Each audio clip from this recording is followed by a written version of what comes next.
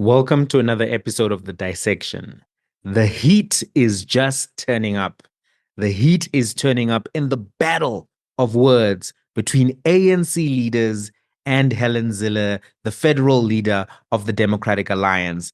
Just over the last 2 days, ANC leaders have escalated their rebukes of Helen Zille, and the war of words does not actually seem to be dying down. They've called her reckless. They've called the DA a guest of the ANC. They said that she's undermining political parties, and they've done so with gusto and enthusiasm. I mean, just listen to how Nomvula Mokwanyana spoke, how the spokesperson, the acting spokesperson of the ANC spoke when they critiqued or commented on the comments that have been made by Helen Zille. We as the ANC are duty bound to nurture this. We can't be as reckless as Mrs. Zille. We can't be reckless because it is us who invited people. She was a guest and she remains a guest of the ANC.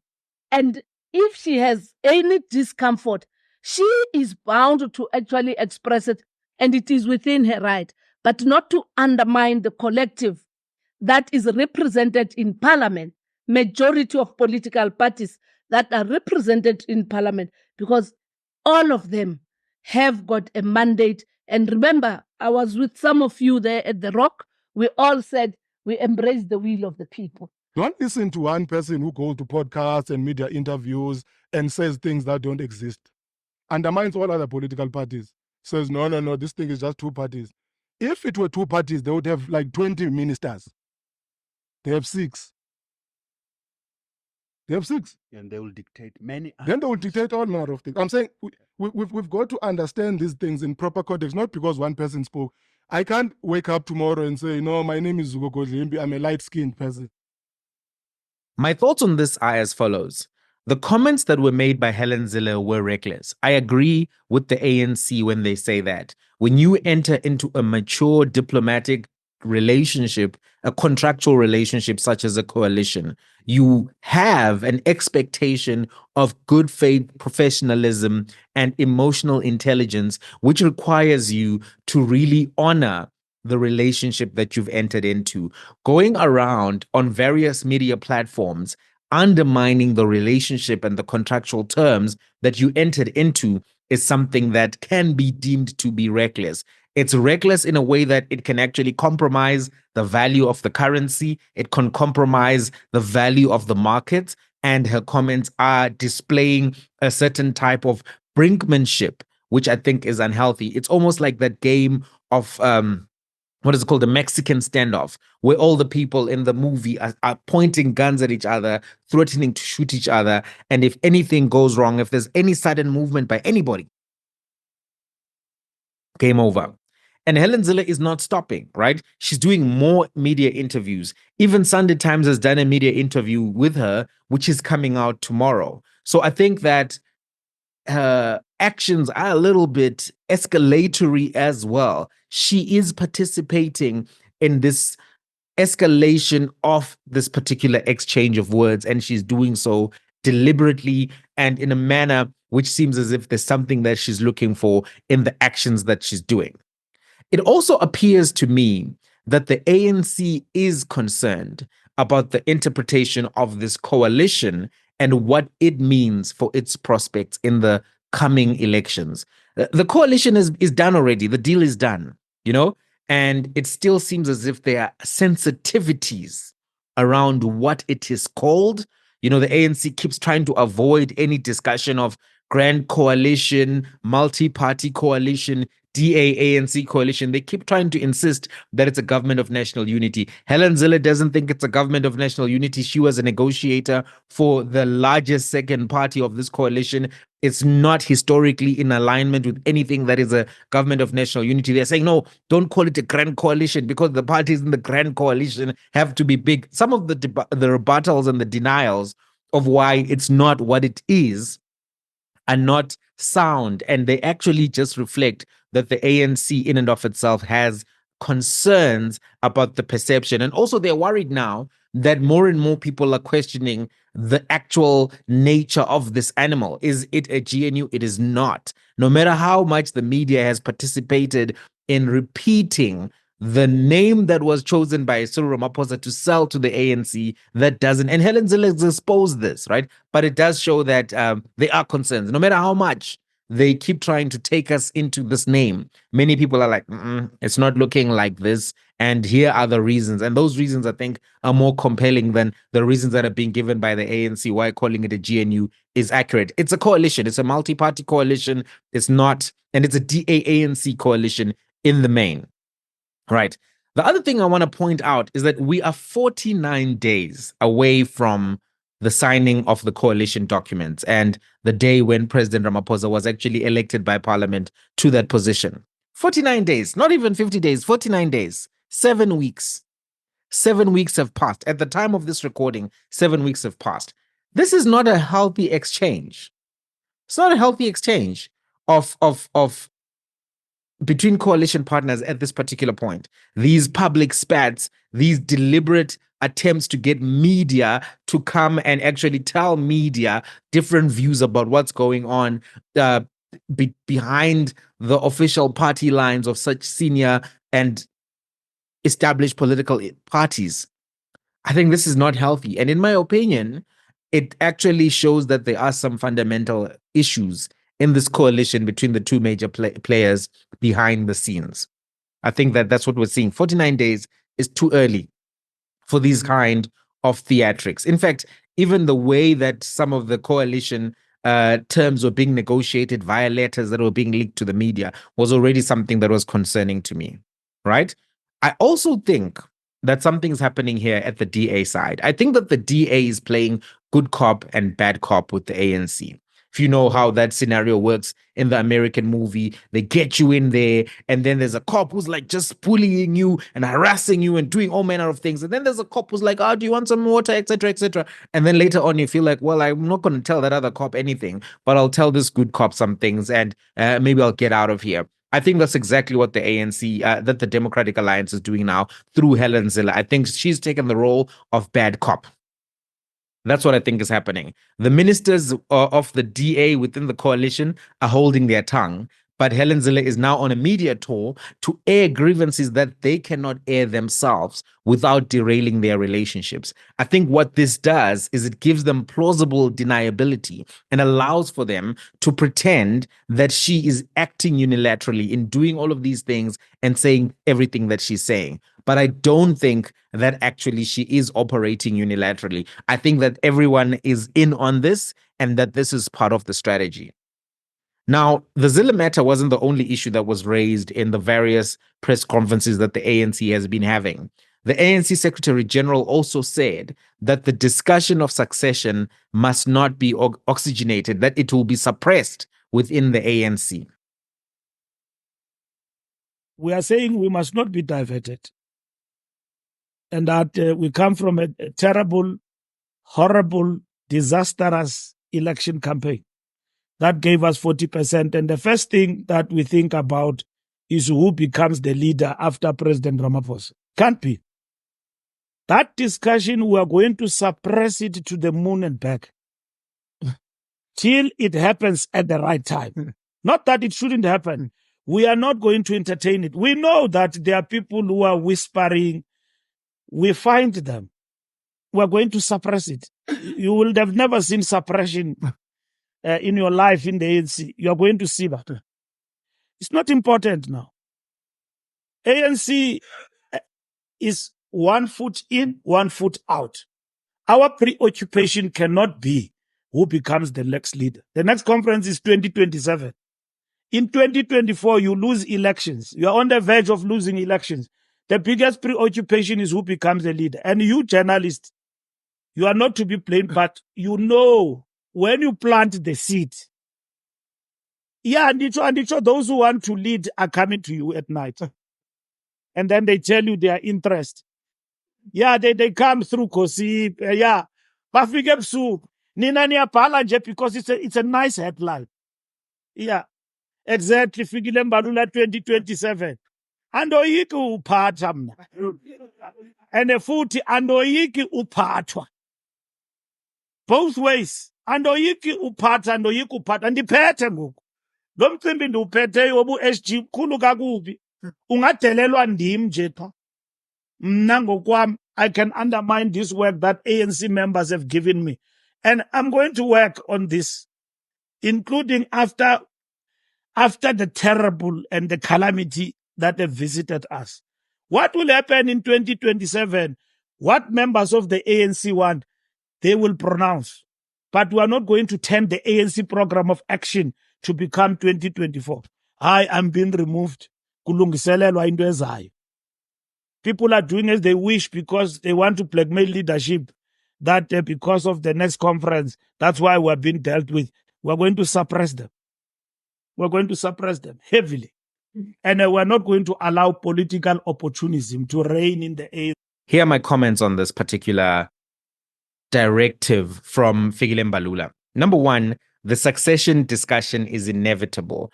President Cyril Ramaphosa is not going to be president of South Africa after the end of this term. Many ANC presidents have not finished their terms after the conference in recent times. And so as a result of that, many people are aware that the clock is ticking and are beginning to have these conversations. And they are going to be having these conversations with the media at this particular point, right? I don't think that any will to suppress this or any directive that it will be suppressed or whatever is going to actually work. I think that people are going to form factions.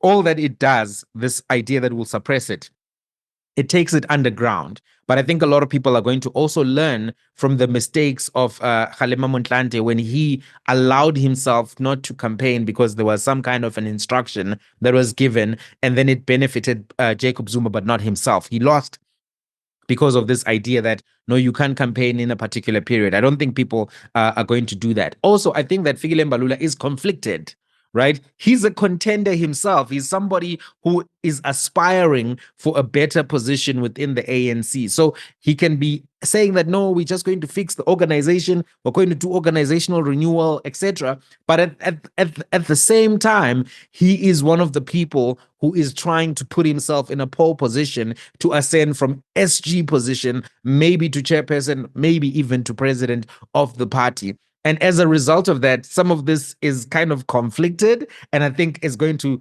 lead to less success for this particular directive because he's also a player in the game. I think that we must all appreciate as well that the ANC conference is now around the corner. 2024 is almost done. We're in August now. After August, 2024 is almost done. It's almost done. And once you're in 2025, the proximity of 2027 is actually quite alarming, right?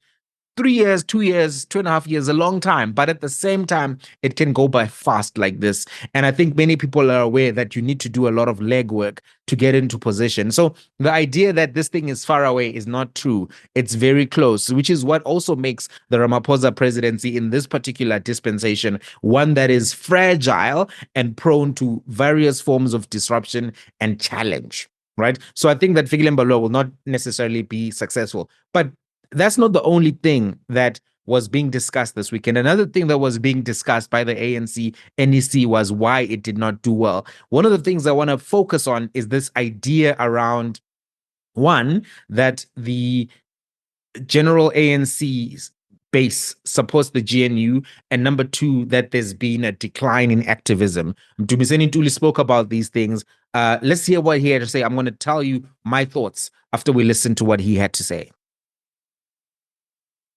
We all have understood that for the first time, the ANC is less than 50%. And it's a totally new situation. And it requires that we make certain changes in terms of how we conduct our own business as a party. One of those is that for over a period of time, there's been a steady decline of activism in the movement, where, yes, we've got structures, we've got leadership, but there is less activism, which connects these structures with the population on the ground. So the NEC is discussing that issue. What are we going to do to bring back that culture of activism?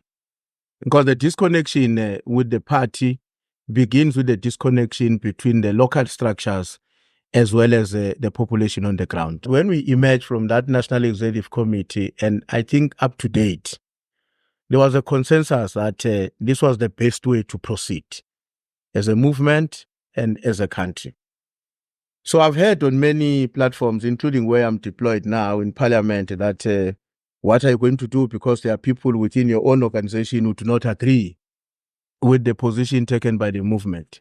I've not had that experience, Comrade TSG, that there are comrades who are unhappy and who are doing something because of that unhappiness about the position of the ANC on the GNU. So here are my comments on the examination that Mtumiseni Ntuli spoke about and some of the things that he said. Number one, I think that the decline in activism in the ANC is due to the loss of its ideological integrity. The decline in activism in the ANC is due to the loss of its ideological integrity. If you look at the youth movements and structures, which typically are the volunteer force for the ANC, you have the ANC Youth League, you have got SASCO, you've got YCL. These are structures that are largely built on discipleship, which is to say, the members of these structures are political ideologues and they are purists. They are about the fundamental principles. When you move away from the big ideas that they believe, when you move away from the big values that they believe in, they will not necessarily show up for you in numbers. If you look at COSATU, a labor movement, right? And the workers who join labor movements adhere and believe to a lot of the philosophies and thoughts of those labor movements, which are socialist and Marxist in leaning. Right? They view the owners of capital as exploitative. And in a South African context, they view them also as very illegitimate because of how they acquired these factors of production through the process of colonialism and apartheid. So in that context, right, they are not also going to be as activist for you because at the helm of your entity that is governing is someone who is the embodiment of the very problem that they view in the economic relationship or dialectic that you are run by a billionaire owner of capital. The South African Communist Party is opposed to capitalism in and of itself. The Ramaphosa administration aggressively pushed for policies which are antithetical to the labor movement, and President Ramaphosa himself is an aberration to the philosophies of these particular movements. So if you're looking for activists, are you going to find them? All of this is to say that the ANC is correct that they lost activists, but I don't think they are fully self-conscious as to how Mr. Ramaphosa and the neoliberal agenda that he has pushed specifically with his administration is a contributor, a major contributor to that very loss of activism. He says that he has not heard any disagreement about the GNU and how the GNU was formed, this coalition between the DA and the ANC. But we know that the Secretary General of the South African Communist Party has said that the ANC sold out by going into coalition with the Democratic Alliance. We heard him say that. Here's a clip. The ANC, it was back and forth, begging people to actually focus on the possible revolutionary path. It will be better to be irritated by the EFF in cabinet than to be irritated by the neoliberal forces who want to be dominant and take control of the revolution.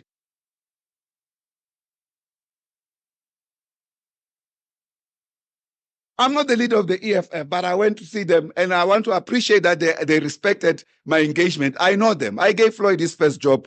He was the leader of the Young Communist League. Yes, not that he has to pay back anything.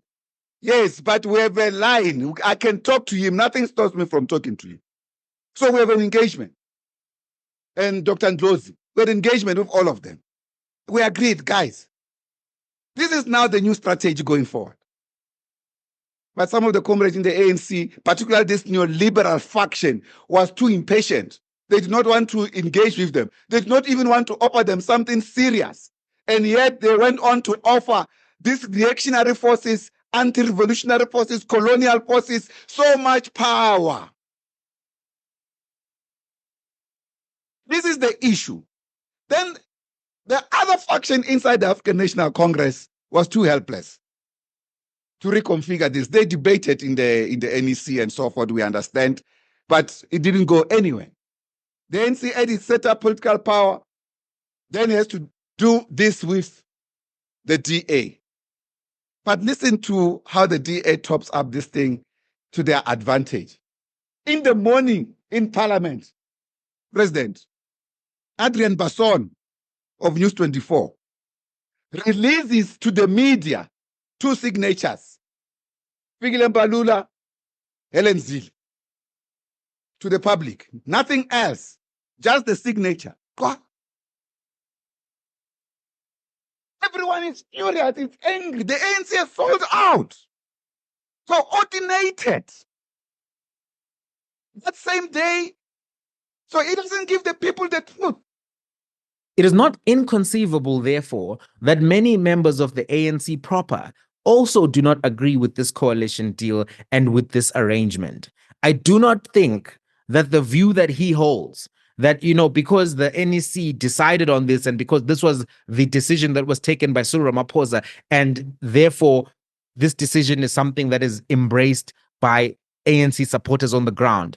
I don't think that it's embraced in the way that it is. And he may say that I haven't heard anybody disagreeing with this GNU or this coalition, rather, but that doesn't mean that even within those benches of the ANC in parliament, that there's actual full embrace. Some people are just not going to tell you to your face, if you're the chief whip of the party, that I don't like this thing, I don't like this idea, because they may view that as declaring association with the faction, one faction or another faction.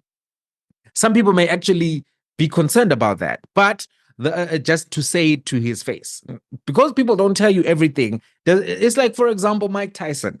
Mike Tyson has a squeaky voice. It's a funny voice. It sounds like Mickey Mouse. I would never tell Mike Tyson that his voice sounds squeaky to his face, because I don't want to have facial reconstruction surgery. Logic dictates I'll keep quiet. And I think that's exactly what's happening here. I don't think that the grassroots of the ANC view this thing as particularly appetizing, or even that they agree with it. And also, some people are concerned with the way that the chief investment officers, News 24, Democratic Alliance leadership were playing around with currency value to impose this coalition through duress. Some people do not view this coalition as even being legitimately negotiated, because on one side, if anything happened that the DA didn't like, the rand would whoop, whoop. If something happens, a letter comes out that the rand whoop. It wasn't always about the fundamentals. Some of the whoop movements of the rand were not predicated on anything other than the interests of the DA being the preferred partner of the ANC in this coalition. And a narrative was also formed that any other variable would lead to instability, would lead to stealing, or anything to that effect. And not all of those narratives were logically grounded. A lot of them sounded like fear-mongering, an appeal to emotion, an appeal to Swat Geva. So in so doing, I don't think that many people within the ANC itself agreed with this. What do you think, though?